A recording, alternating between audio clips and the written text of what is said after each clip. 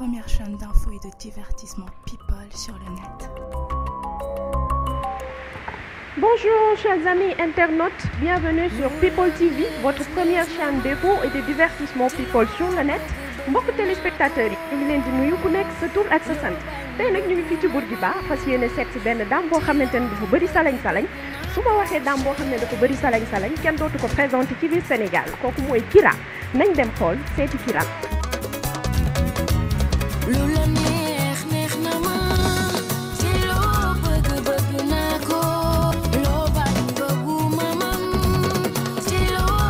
maa ngi leen di fàttali que yéen a ngi ci seen émission salañ salañ di leen wax ne rek lépp lu ngeen soxla ci ay fem muy ci côté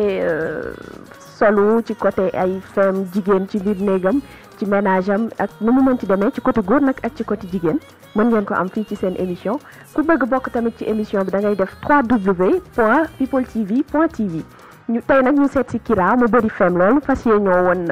ay yenn ci fem yi rek waaw tey ak People TV dinaa leen wan beneen modèle mun a xamante ne bokkul ak modèlu maay bi ndaxte dafa laaj de temps en temps ne def changement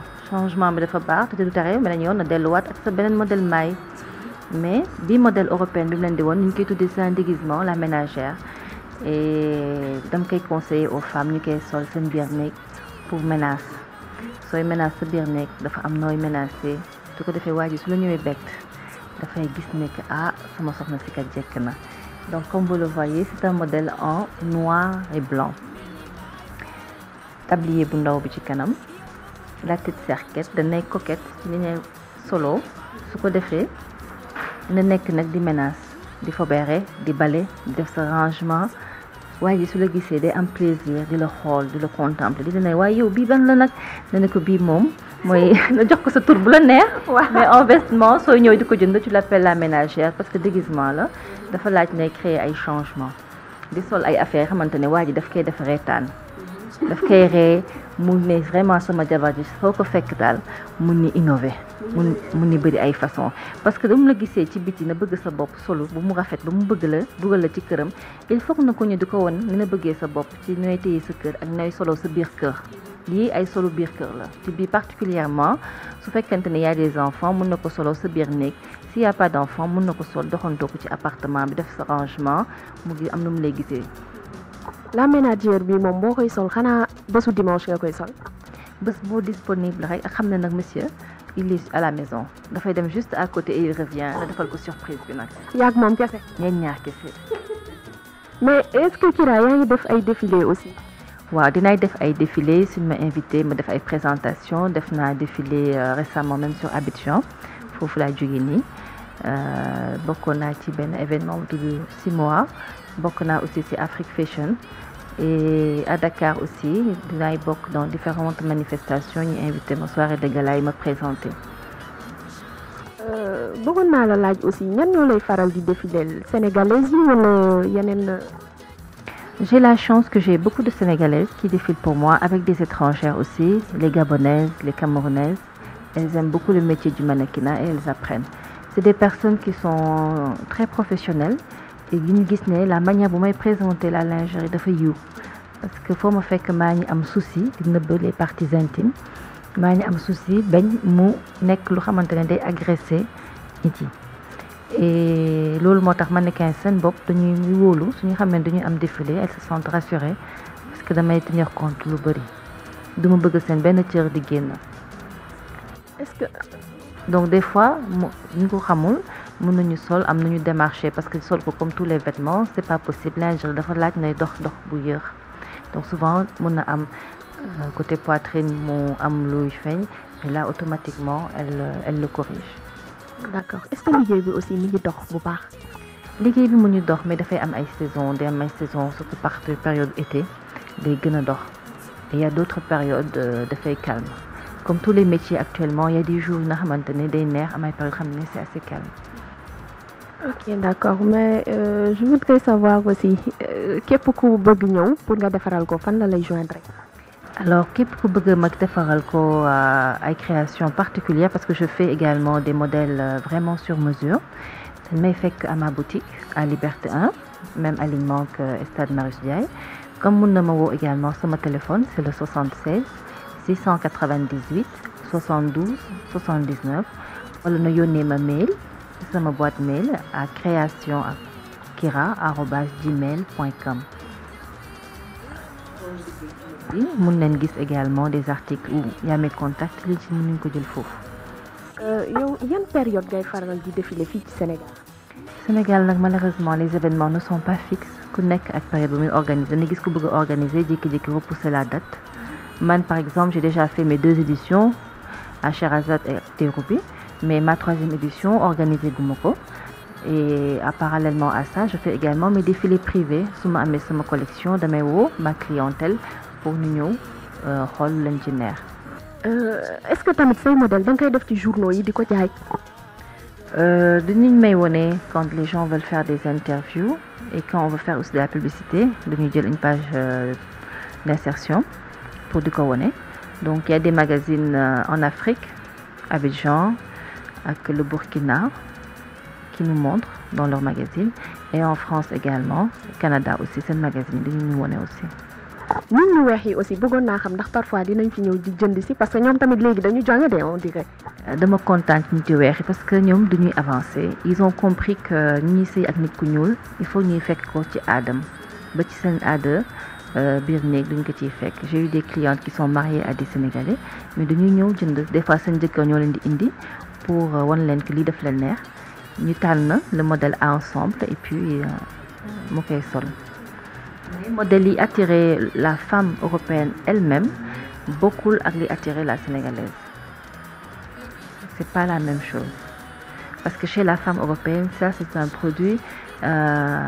typiquement coquin c'est-à-dire c'est vraiment du sexy c'est pour me faire vraiment pour nan laa ko mën a wax c'est quelque chose de très sexy pour les femmes qui veulent provoquer alors que chez nous la sénégalaise la provocation c'est constant. Et quels sont les modèles les plus préférés par les femmes? C'est difficile de dire les modèles les plus préférés parce qu'aujourd'hui elles diversifient beaucoup leurs modèles. Elles vont te prendre des pagnes, elles vont te prendre des robes. Ça varie en fonction de la génération des femmes. Et elles aiment le tout. Elles ont compris qu'il faut diversifier les modèles. Donc elles en prennent plusieurs. Gis naa aussi da nga yor catalogue pour ku ñëw mën la commander. yor naa catalogue pour wane modèles yi. Mais en plus des catalogues, j'ai également tout sur CD. J'ai beaucoup plus de modèles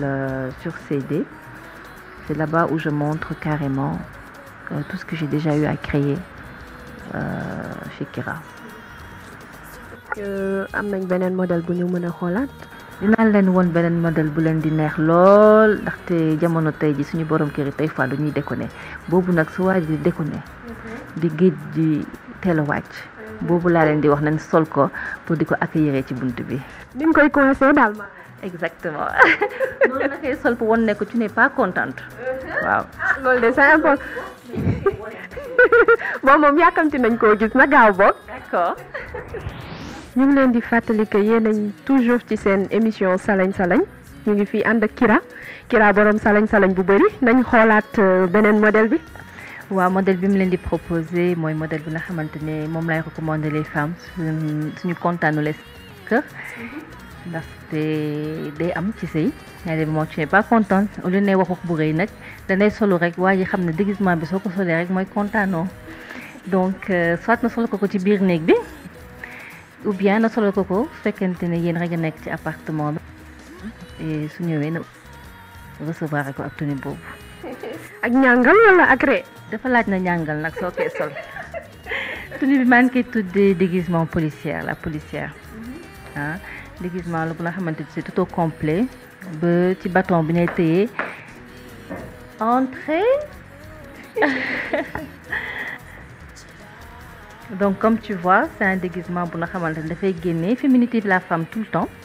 wane que tu as un beau corps na sol sa accessoire policière casquette bi la petite jupette au lieu muy nekk pantalon danay sol une petite jupette bâton bi ne tey c'est un bâton qui ne fait pas mal c'est en plastique mais c'est juste pour créer l'ambiance daal monsieur tey daal duñ lay arrêté ndaxte li ngay doxal daal moom du noonu dañ lay tëj ah duñ lay avertissement lu lay dóor tey mais avertissement nag bu neex la parce que autant danay sol sa déguisement woo nekk dana mer mais après danay bégal sa borom kër. d'accord Kira bëggoon naa xam aussi lan mooy waral parfois jigéen def lu ne sonn jënd ay déguisement façon femme bu ne mu def ko teewul jëkkëram génn ci biti di xool yeneen yi xale yu jigéen yow loolu noo ko gisee. alors foofu moom xam naa ni sama mbokk sœur dinañ ma mere ndaxte man je vais leur dire l'homme est de nature polygame góor dafa di ku nga xamante ne balaa muy kontaan rek wutal la wujj ci biti foofu léegi gën a mun apprécier jabaram bi ci biir kër gi des fois nag c'est parce que la femme malgré que am na bagage ci bëri elle ne s'y prend pas bien cas yi raison yi dafa bëri ah des fois sa jabar elle ne s'y prend pas bien man gis naa bi ku nga xamante ne jëkkëram daf ko ne mais man lu tax doo takk fer mu ne ko parce que man neexuma et elle n'a jamais cherché à en acheter te def nañu 5 donc gis na jigéen ñi ñoom seen bopp nu ñu doxalee moo dul noonu des fois nag na tombé ci góor yi nga xamante ne franchement duñu am jikko bu nga xamante ne baaxul bu nekk ci ñoom mais man je dis que su fekkante ne sa xol mayu la na bàyyi ko danay dëkkat défaut na xam ne du yow rek yaa am góor bu sikk man loolu lay conseiller les femmes. ça veut dire que góor ñëpp sikk. góor yi dañu bëri sikk ku nekk nag ak sa degré ak na ñu mel mais c'est à la femme de savoir est-ce que moom waayam bi jaral na ko mu toog ak moom wala déet ñëpp ko am loolu moo tax ku nekk na war a góorgóorlu te ci li na yore soo demee ba bàyyi ko rek c'est parce que vraiment dana gis ne parce que nit plus muy avancé day gën a jàng boppam di découvrir yi bees ci boppam dana xam ne jikko bi mënul dem ak sa nature yow et là danay divorcer mais soo génnee ci sëy boobu danay génn avec la tête haute et tranquille parce que wàccoon ak li la war nag ci domaine yëpp la nekkul rek dama la war a taajal añ taajal naa la ko déedéet loo gis rek dafa am dañ ci war a boole neex deret yiw am say fen donc tout. vu que ni divorce moom du lu gënal jigéen mais tamit est-ce que jonge lu ñuy judduwaale la wala lu ñuy inculquer nit ki la. jonge du lu ñuy judduwaale danay am chance màggee ci kër gu nga xamante ne dana am ay parents yi nga xam ne seen jonge dañ ko fekkee nga gis carrément sa yaay nu muy évoluer ci nu muy téye kër gi nu muy mel ak belle famille bi nu muy recevoir xarit nu muy attentionné ci borom këram aussi bien ci soloom ci lekkam ci biir sëyam ngay gis ay bagages yu maman di am ngay poser question sa yaay mu lay wax mais malheureusement ñu bëri màggeewuñu ci cadre boobu donc loolu mooy tax à un moment donné il faut na dem ci keneen ku nga xamante ne daf ci am connaissance wala sa mag la wala sa mbokk la wala ñenn ñi duñuy dem carrément ci ay lawbe ñu jàngal la ko mais comme génération bi ñu moderne émancipé loolu man moo tax ma osé dugg ci métier bi di ci gëstu fu sori pour mun di gën a apporter famille ay solutions ci seen besoins yi donc soo ñëwee dam lay jàppale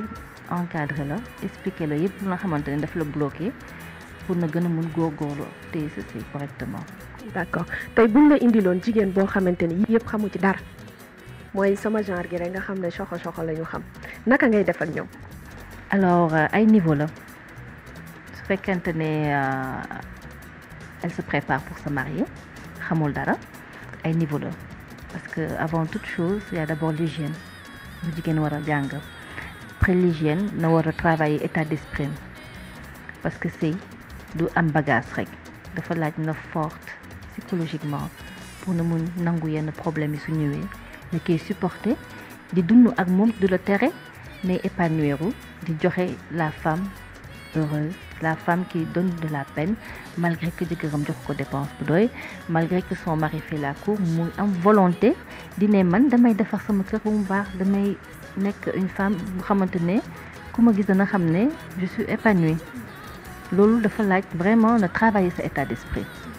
te loolu dafa am lu mu laaj waxtaan yu bari yu muy indi comprendre nu góor di fonctionner nu jigéen mel suñu société lu mu laaj et suñu paree ci étape boobu nag ma jublu ci yow tamit ci ñooy téye sa biir kër en tant que tey femme moderne buy dem di liggéeyi le travail est quelque chose qui prend beaucoup de temps donc souvent danay bëgg recevoir ce kër mais tu le reportes tu dis non parce que j'ai toujours du travail ma dem lay won nan la mën a nekk une jeune fille qui a beaucoup de boulot et qui peut très bien créer une ambiance chez elle, organiser wu, gagner du temps et des fois na am imprévu mais ku ñëw sa kër bett la day ne mais vraiment sama jabar tayelul.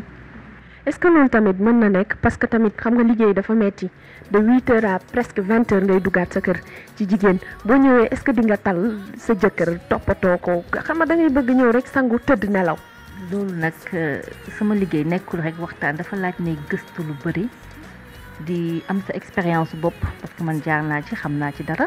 mais dem tamit ci nga xamante ne duñ ci jaar réussir ko di gëstu ci lu ñuy defalee pour na mën conseiller par la suite. Il y a une manière de s'organiser. Soit organiser comme nous organiser en entreprise, de notre génn. Et moi, je vous le dis parce que je l'ai vécu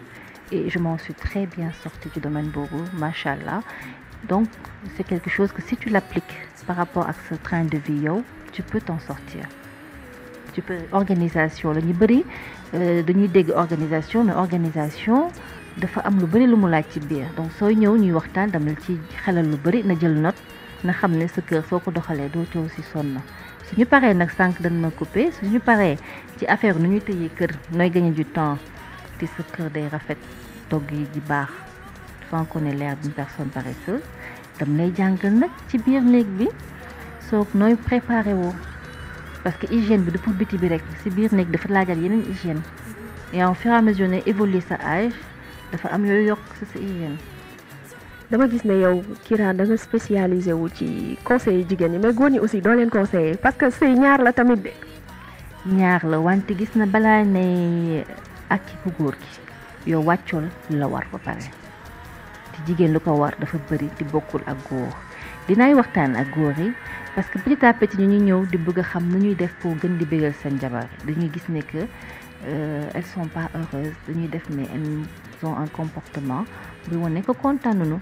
donc suñu ñëwee di waxtaan ci loolu ak yow di foofu ngay profité di leen di xamal nu ñuy téye jigéen nan lay doxalee ak jigéen pour que jigéen mun kontaan ci yow.